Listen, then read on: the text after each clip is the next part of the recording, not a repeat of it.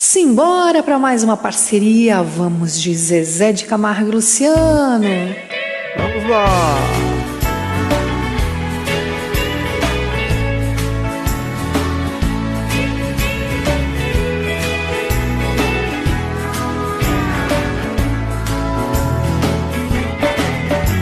No dia em que saí de casa, minha mãe me disse: filho, vem cá. Passou a mão em meus cabelos, olhou em meus olhos, começou a falar. Por onde você for eu sigo com meus pensamentos, sempre onde estiver. Em minhas orações eu vou pedir a Deus que ilumine os passos seus. Eu sei que ela nunca compreendeu os meus motivos de sair de lá, mas ela sabe que depois que cresce o filho vira passarinho e quer voar. Eu bem queria continuar ali, mas o destino quis me contrariar. E o olhar de minha mãe na porta eu deixei chorando a me abençoar. Aô, Mordão! Aoa!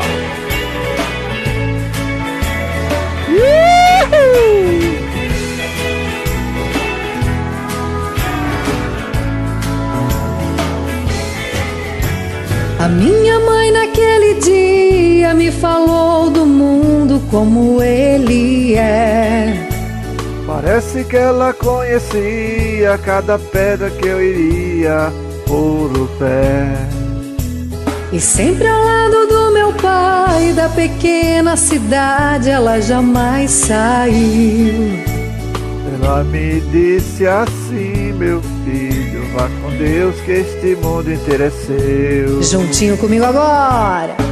Eu sei que ela nunca compreendeu os meus motivos de sair de lá, mas ela sabe que depois que cresce o filho vira passarinho e quer voar.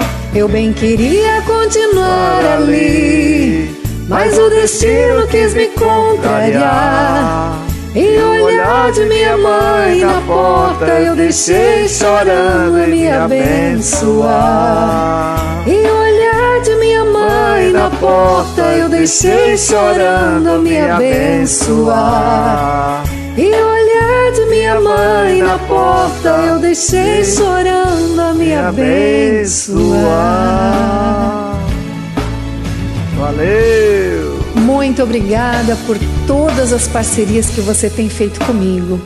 Te agradeço de coração. Até a próxima.